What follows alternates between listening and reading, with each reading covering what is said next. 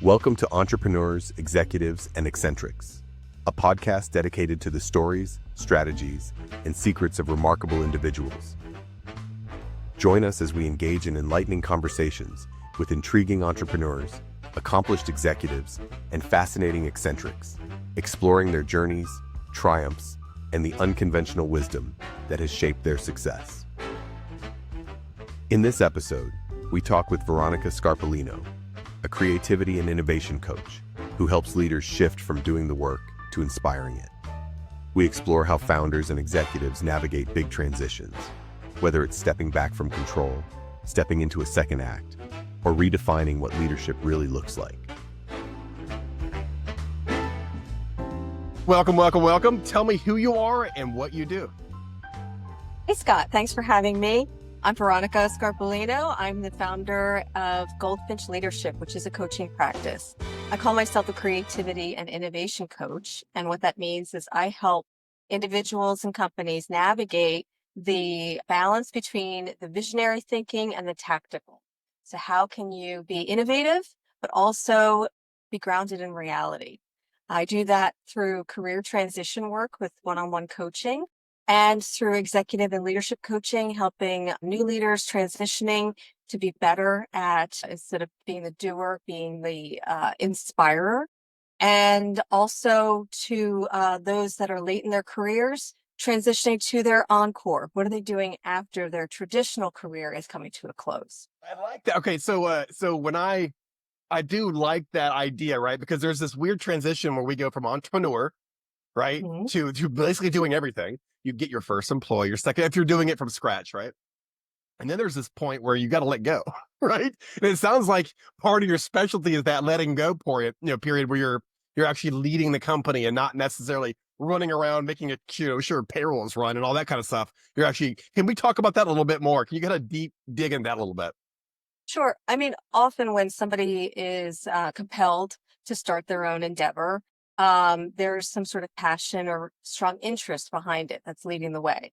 And at a certain point, reality smacks you in the face with the day-to-day and the push and pull, the legal aspects of it, and the financial burdens. You may or may not get really good at navigating those things and getting to the point where you've developed the tools and resources necessary to make it really start to click. What made you a good entrepreneur may not make you a good person who runs a business. And it's funny, I've kind of scratched around this a little bit over the last couple of years, where at some point you have to step away and have almost like a, for lack of a better term, like a wartime consigliere, right? Who's kind of taking over the position of CEO, because what makes you a good entrepreneur does not make you good day to day. Right. Leading people, inspiring them to follow your vision is a very different skill set than getting the work done. That's fascinating. Often when you get to a certain point where you start hiring people, or you start being in a position where you've gone from being the action and outcomes person to being the head, that requires a different mindset. That requires a different sense of trust in the people around you, a letting go of your prior skills and learning new skills, because frankly, what got you there isn't going to be what you're going to continue doing.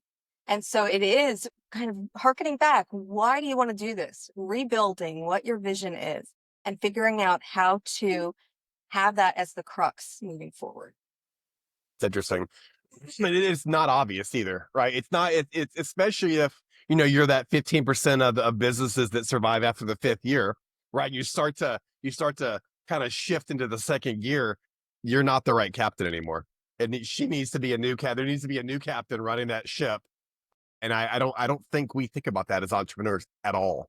Of course, it's our business. We started it. We'll run this for nope, probably not the same person. Yep. And you don't want to hire a mini me. You want to hire somebody that has complementary skills to you. You want to have somebody who's smarter than you in the areas where you're not strong, or find the tools that can do that.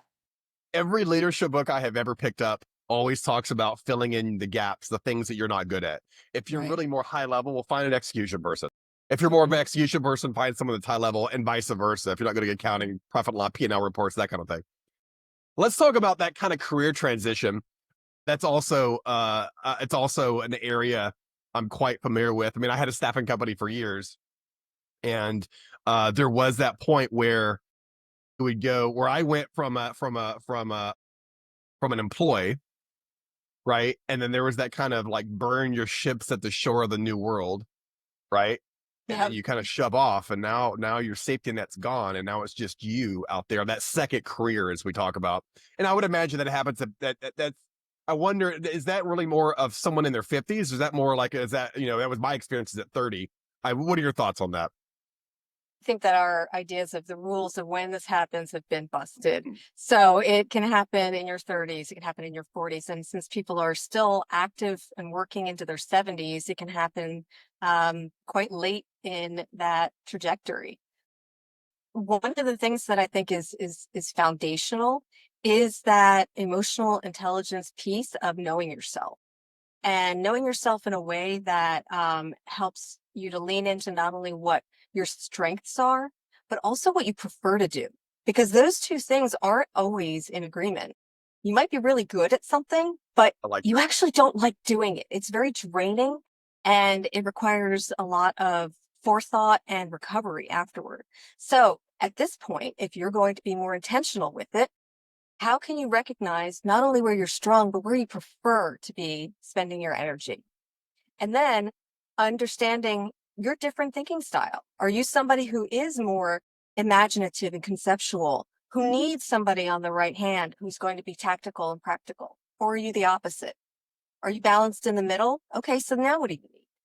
And so understanding yourself in a way that maybe you hadn't thought of before is so foundational in understanding where your next steps might be. And I think honestly, a lot of people need someone like you that can go, I see it, but you probably don't. Right? One of the situations where a third party can see from a mile away what the issue is, and the person actually, trying to figure out what that next step is, probably can't. I'll give you a perfect example. My mom, when she was, I want to say 6, she lied about her age. She'd lie about my age to make her lie about her age match up, by the way. Okay. Oh, well, that's three-dimensional chess right there. Yeah. That Mhm. three-dimensional lying about your age chess for sure. But she started a surf shop when she was 60, her second life, right? I'm long out of the house. She's jettisoned my father, right? Like in a divorce, right? And she wanted a new life. Her second act was the surf shop, right? And it was one of those things that I don't think she couldn't see. It took someone else to point out, right, that she should be doing that and not whatever, don't go work for someone else or whatever. It really took a third party, and this that execution. And I think that's probably where you shine when it comes to that second life. Well, I was never good at multiple choice because I could always rationalize more than one answer. So I'm a nuanced person. I'm a very deliberative thinker. And one of the things that I'm very good at is hearing between the words and recognizing where somebody may be avoiding talking about something, or where there might be some ideas lurking. I also don't think linear. And so I can help my clients think in terms of 3 dimensions. If this is your primary focus, what does the portfolio version look like? And so instead of it being all or nothing, what if these different elements all worked together like a wheel?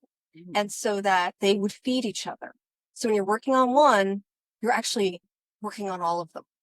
And that synergy is something that is really powerful and can almost appear magical once you get it going. So, okay. So, when did you decide that you were going to do what you're doing right now? At what point where was your path, right? Where did you go? Okay, I'm going left, not right, or I'm going straight, or whatever. When was that, and what caused that out of curiosity? Um, well, I grew up with the identity of I'm an artist. I even went to art school. And through that training, I learned how to look with discernment and non-judgment. I learned how to use different tools and techniques to build mastery. I learned how to recognize when there were gaps or things missing, the negative space of things, and to challenge my assumptions, which oddly is really strongly in alignment with the foundations of coaching. In my early 20s, I became an accidental entrepreneur and found myself in an advising and consulting role with creative people and businesses on the business side of things. So they were very good visionaries, but they weren't very good at the tactical. And it was amazing to figure out that was something I was good at. And yet at the same time, I became increasingly frustrated over time to witness these very creative people silo their capabilities within one lane and not recognize that it was something that they could apply to various areas of their life. What's interesting is that when you first described, your training in art, you're also describing empathy, right? You're describing the deltas between what you see, what you hear, what you understand, and what actually is or what is actually missing or too much of, right? Empathy, that ability to read, and empathically almost read someone's mind or intentions, I think may make you, it's the reason you are. It's the reason you are as good as you are, is that ability to kind of read the body language, read the, kind of how they're doing it. But it's just interesting that art was how you got there.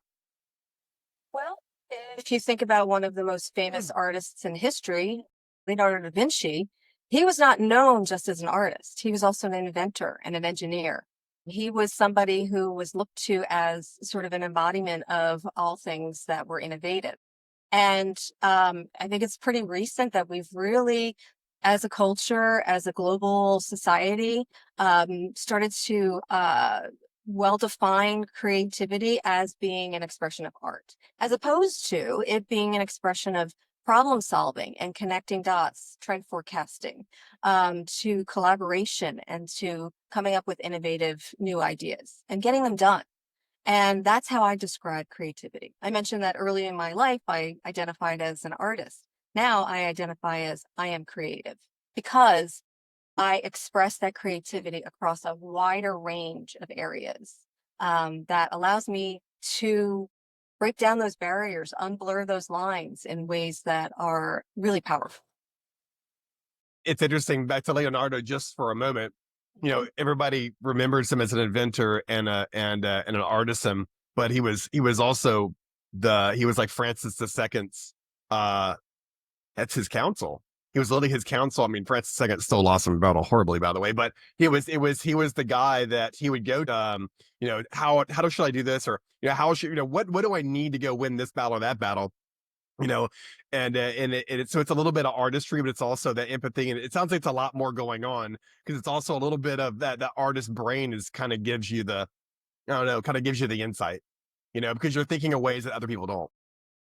So, there's something really important in thinking creatively, which is having a broad set of knowledge at your disposal to make odd connections between. And so somebody who's a generalist, who's really curious and is interested in a lot of different topics, is able to forge connections between things that don't seem like they have a relationship. The forced association that you can use as a tactic to come up with new ideas is founded in the idea that our brains are wired to solve problems with what we have at our disposal through experiences, our perception, and our knowledge bases. And so if you have a limited scope in those regards, then your ability to solve problems becomes limited as a result. And one of the things that I end up teaching with my applied creativity is this idea that curiosity and broad learning give you the tools necessary to be more creative in the way that you think. I never thought of it that way. The more you know, the more you can pull from, then maybe the more that you can, maybe you can think around the issue a little bit better. Whereas if you're a PhD in plasma physics, which means you would know this much about physics, but if you're also aware of other things, you can absolutely apply that in ways that no one even thought of. Same thing here. The more you know, the more the broader and the kind of the way you can rewire things to kind of think. That's interesting. I never thought of it that way.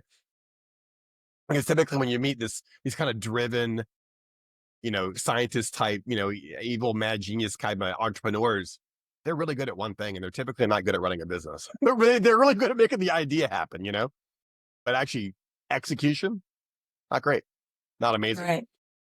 So, okay. So at what point did you, okay. So you were already kind of doing this you were helping people in the, I guess, artists see other ideas, other ways to kind of use their art, I'm assuming, right, to do business. How long ago was that? When did you start doing that? No, that was, in the early 2000s. Yeah. So over 20 years ago, where I really started bridging those gaps between the art and the science of sort of this applied creativity. It was very much rooted in witnessing members of my own family blurring those lines between being in the medical field, but also being a good artist and also being interested in business. There was not an isolation of it as I was coming up. Was mom and dad, were they entrepreneurs perchance? No, not Okay. particularly entrepreneurial. Well, in some ways, yes. Maybe in some serial entrepreneurial hobbying kind of ways. But no, that was definitely more broadly based. But what I was seeing was, as if you were becoming a specialist, you would see, for example, a square. And meanwhile, the generalist idea, you would realize that if you tipped it just so, it's actually a cube. And so that perspective that we were talking about with the cross-pollination, the broad general curiosity, those things all came together. And as I was helping the artists and then growing into helping creative businesses to establish and build up their infrastructures, I was leaning into these ideas of solving problems with scarce resources, repurposing what we had available, using very scarce budgets. And these are all creative thinking, problem solving processes that you go through. And so I was primed already to be thinking that way and then applying it in a new area. I got my formal coach training and really wanted to broaden the reach of who I was helping because I knew that those who were more analytically minded were creative in the way I'm describing it, but they didn't see themselves that way. And they were isolating it in their lane, just like the artistic people were isolating their creativity in the art expression. And so helping individuals bridge that gap between left and right brain, between vision and tactics, bridging between the idea of being visionary and being a proactive doer. So those were the really fundamental basis for who I like to work with and why. I find it interesting though that years ago you almost like you pushed yourself. You're like, I was an artist. I would describe myself as an artist, but it's also when you kind of pigeonhole yourself that way. And I think this is really broadly how you coach is what it feels like. There's a lot more going on there. And if you think about it this way, you could broadly be not just an artist, you could broadly be other things and use this in a different kind of way. That is okay. So at what point did you make your like first dollar in this business? Or does this really have what you've been doing your entire life? Well, that accidental entrepreneurial work that I Yeah. was doing in the early 2000s was an 8-year run. The housing market crashed, so you can map this out through the economy. And I Right. ended up in higher education, helping creative individuals mark their true path through careers. And so there was some really strong foundational work there around the idea of career ideation and execution. How do you take something that is a passion and turn it into a livelihood? And it was during that time when I recognized that this was a stepping stone to having my own more formal coaching practice, less of the advising and consulting and more coaching. And so my company, Goldfinch Leadership, is coming up on its 3-year anniversary this fall. So I was one of those in the middle of the pandemic, decided to chart it myself and no looking back. So I've done about 40 episodes of this podcast so far, right? And we typically drop one a week. So it's literally going to be, I think we're going to start doing 2 a week. So I've done so many. And I cannot tell you how many people said that COVID was the turning point of their career, of the business, of what they figured out, what they really wanted to do. Because as it turns out, we could always work from home. We just didn't know it, right? And that was one of the things. But it was also this other opportunity where, for almost 2 years or a year and a half, if you wanted to talk to someone, they had to be on Zoom, right? Mhm. We all got trained in this type of interaction. And before that, I think it would have been maybe weird, and not weird so much as harder to sell someone on, right? That you could be some remote kind of coach in after COVID. So why did you name your organization what you did? What's the goal?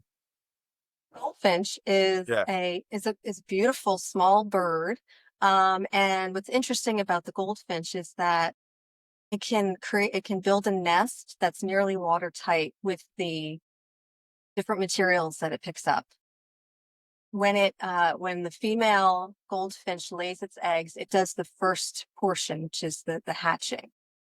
And at a certain point, turns over the responsibility of nurturing the fledglings to the male of the partnership until the hatchlings take flight. And that stewardship, that intricacy, that strong foundational work of the nest, and the partnership that was involved in the goldfinch was something that I felt very much exemplified what it is that I want to offer to people, is a partnership and to help them reach the new heights that they want to reach. It also didn't hurt that it was the state bird of New Jersey where I was born and raised. That also rhymes pretty well with that CEO, that entrepreneur that needs to hire the next CEO, right? That needs to turn over on this administration of their nest, right? To the next person. That I like that a lot. Okay, so let's cover the emotional intelligence as it's related to the importance of. I think we realized, well, before COVID, maybe it wasn't as fine a point. After COVID, we realized that unless you had some emotional intelligence, you probably weren't going to succeed going forward. And I noticed it specifically in software development. The quote unquote, alpha nerd who could do all the things but really couldn't explain herself, right? Became less sought after COVID. Can you kind of speak to that a little bit?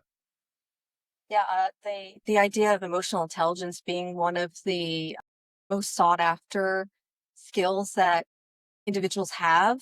In the World Economic Forum has recognized emotional intelligence, but also creative thinking as some of those top skills that we need. We need it to relate to each other. We need it to express ourselves and set our own boundaries. We also need it to access our ability to think creatively. And the work that I've been doing over the years has really made it very clear to me that the relationship between high levels of emotional intelligence and high levels of creative thinking are tied together. Because when you are in survival mode, you cannot think about possibilities and potential outcomes. You just need to survive, get out of it.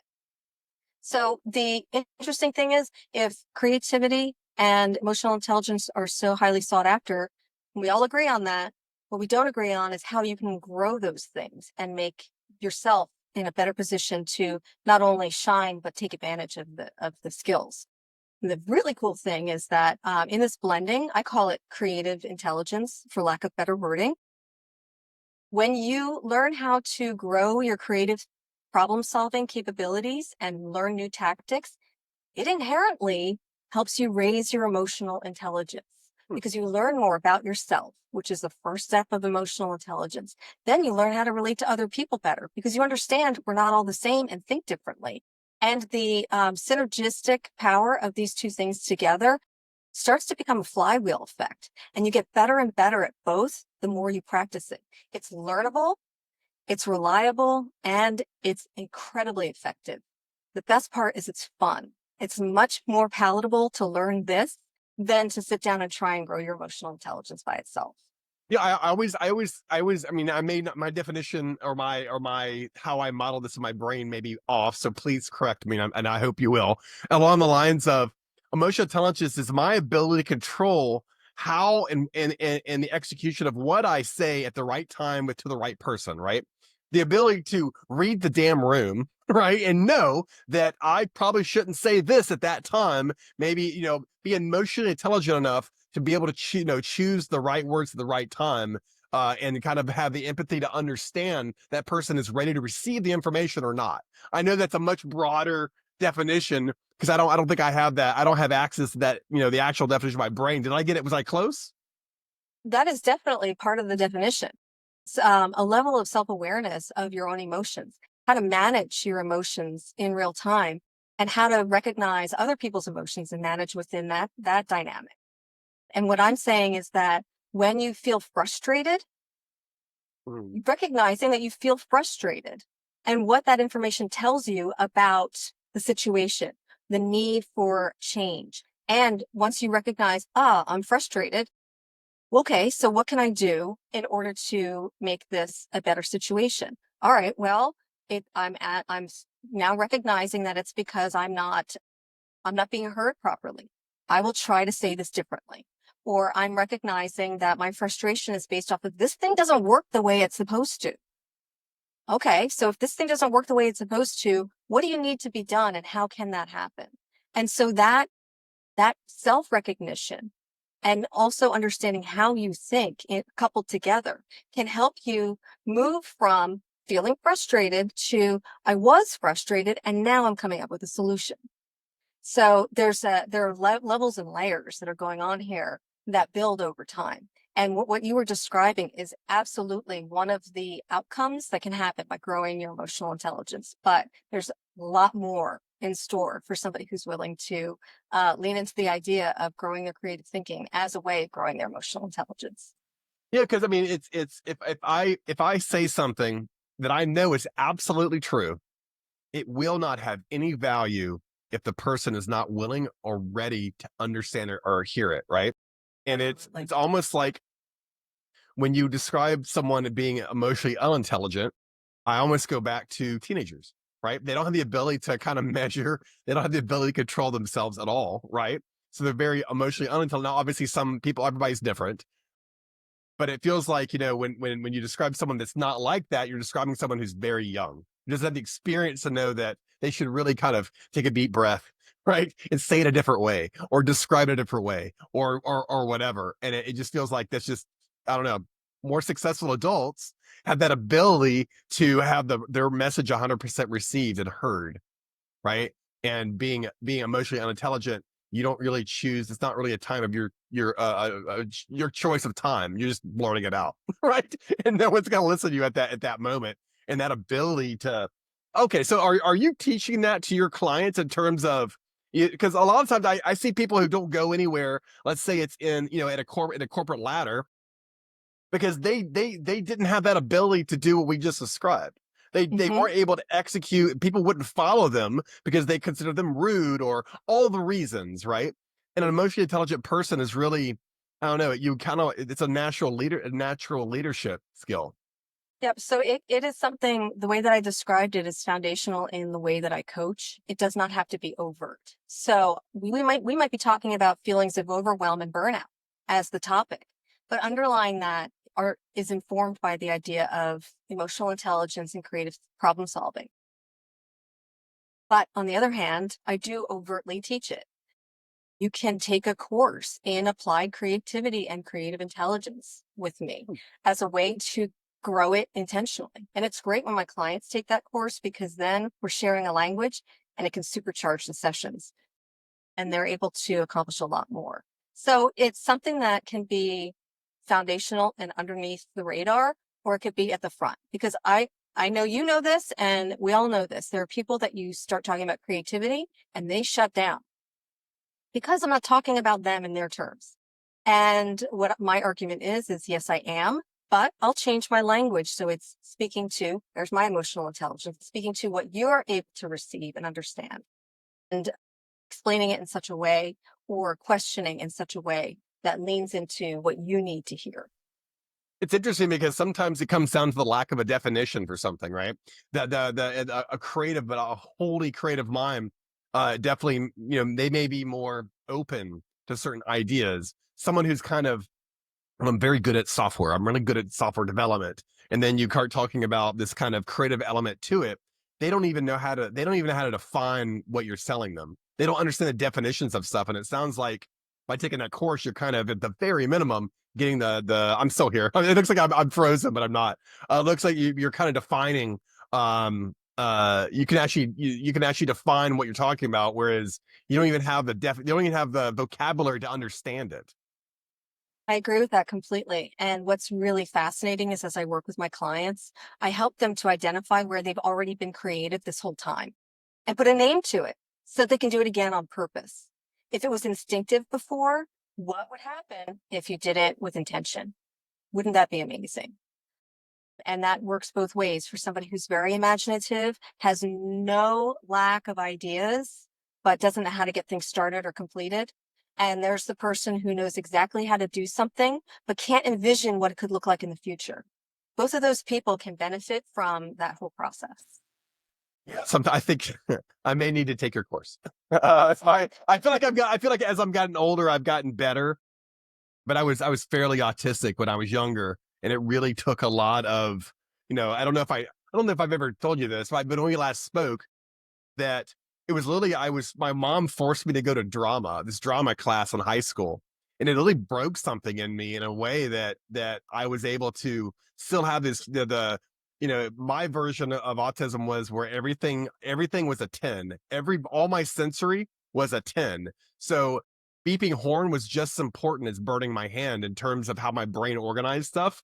It was almost like the drama broke something in me and allowed me to take in the sensory in a different way, right? Or allow me to actually define things in a different way. And but I'm still growing. I feel like I probably need to take your course alone. I feel like I'm getting better, but there's always room to improve. Scott, the best part is that it helps you be more you. Right. So it's not changing who you are, it's leaning into who you are. That's the fantastic part. Veronica, we're out of time. It was really awesome talking to you again. Thank you so much. I will probably be contacting you here very soon. Okay, sounds great.